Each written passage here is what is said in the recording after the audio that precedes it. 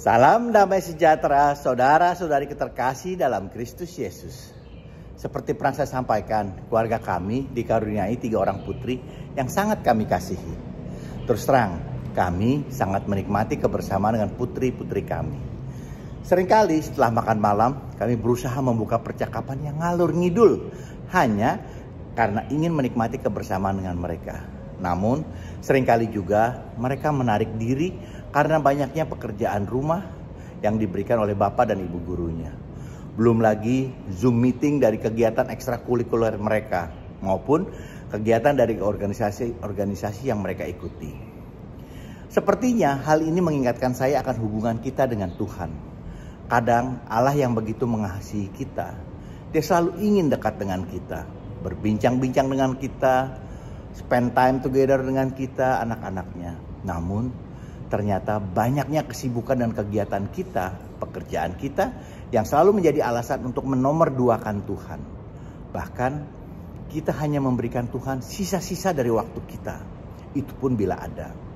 Sekarang pertanyaannya, kalau kita nggak mau anak-anak kita hanya memberikan sisa waktunya kepada kita, tentunya kita pun jangan bersikap seperti ini, bukan? Saya jadi ingat dengan pepatah, when you love someone, you never have enough time with them. Ketika kau mencintai seseorang, kamu tidak akan pernah merasa cukup punya waktu untuk bersamanya. Masih ingat saat sepasang anak manusia pacaran, mereka selalu ingin bersama. Sepertinya mereka tidak pernah kehabisan bahan pembicaraan. Selalu saja ada hal yang bisa dikemukakan. Mereka tidak pernah merasa bosan ngobrol dengan pacarnya, walaupun hari sudah larut. Selalu ingin bersama. Bahkan baru saja telepon ditutup, rasanya udah kangen lagi. Udah ingin menelponnya kembali. Sekarang bagaimana relasi kita dengan Yesus? Apakah kita benar-benar mencintai Yesus? Saya sering dengar orang yang menggerutu saat misa lebih dari 1 jam. Seolah-olah mereka hanya menyediakan waktu sejam untuk misa dan kelebihan waktu adalah sebuah kerugian bagi mereka. Sebenarnya kalau kita mencintai Yesus, tentunya kita akan menikmati setiap saat dalam kebersamaan.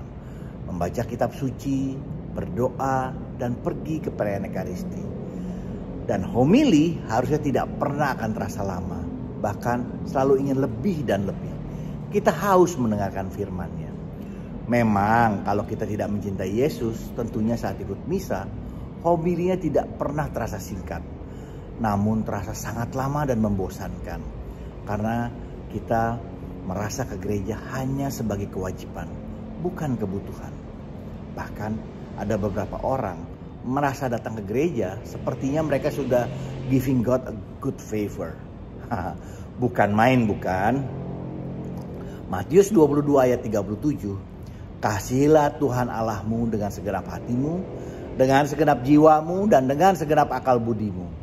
Hal yang sama juga dikatakan dalam Markus 12 ayat 30 dan Lukas 10 ayat 27. Tapi kenyataannya kita hanya kasih Tuhan sisa-sisa dari waktu kita. Kita tidak mencintai Tuhan dengan segenap hati kita. Bahkan ke gereja pun pada hari Minggu hanya kalau nggak ada kegiatan lain. Apa benar itu yang dikatakan oleh kitab suci? Minggu ini kita ke gereja yuk, karena kan kita nggak ada rencana apa-apa. Bukankah kita familiar dengan kata-kata itu di telinga kita? Atau baru akan ke gereja kita Tuhan beri kita rumah untuk tinggal, ranjang untuk tidur, hidangan untuk dimakan, mobil untuk dikendarai, istri atau suami yang baik. Setelah kita menerima berkat yang begitu berlimpah dari Tuhan. Tuhan telah memberikan segalanya. Dan kita pikir kita telah membantu Allah dengan datang ke gereja. Come on. Sebenarnya kita harus selalu bersyukur dan datang ke misa setiap hari 7 kali dalam seminggu, bukan seminggu sekali. Bayangkan, dengan Dia berikan kita udara segar untuk bernapas saja, itu sudah sebuah anugerah. Ingat, saat rumah sakit penuh dan banyak orang yang butuh alat bantu pernapasan. Bayangkan orang yang tidak dapat menghirup udara segar dengan sendirinya. Udara yang gratis yang telah Tuhan sediakan bagi kita tidak dapat kita hirupnya. Padahal dalam hidup kita menghirupnya setiap detik, setiap menit, bahkan setiap hari dan seterus panjang hidup kita. Bukankah ini kita sudah perlu bersyukur setiap saat? misa atau perayaan Ekaristi adalah perayaan syukur. Tentunya baik sekali kalau kita bisa ikut setiap hari. Masih ingat ada seorang yang memiliki pabrik oksigen, namun kesulitan untuk menghirup oksigen. Kesulitan bernapas. Bukankah hal ini menyadarkan kita akan kebesaran Tuhan? Tanpa Tuhan ternyata kita tidak bisa berbuat apa-apa. Dan kita bukan siapa-siapa. Dan kita tidak akan pernah bisa bertahan. Kita yang sudah mengalami kebaikan Tuhan, mengalami banyak miracle dan mujizat yang telah Tuhan adakan bagi hidup kita. Bukankah kita perlu terus mensyukurinya? Lukas 9 ayat 62. Setiap orang yang siap untuk membajak tetapi menoleh ke belakang tidak layak untuk kerajaan Allah. Mari sekarang kita lihat ke depan, kita syukuri yang lalu dan kita melihat ke depan selalu. Dan katakan kepada Tuhan, Tuhan, terima kasih atas semua yang telah Engkau lakukan bagi kami selama ini. Kami mensyukurinya Tuhan, kami tahu Kau telah melakukan segala sesuatunya untuk kebaikan kami. Lakukanlah hal itu terus Tuhan.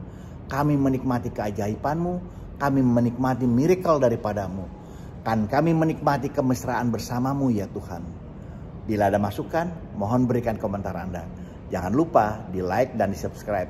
Juga di share agar kita dapat saling memberkati. Amin. Tuhan Yesus memberkati kita semua.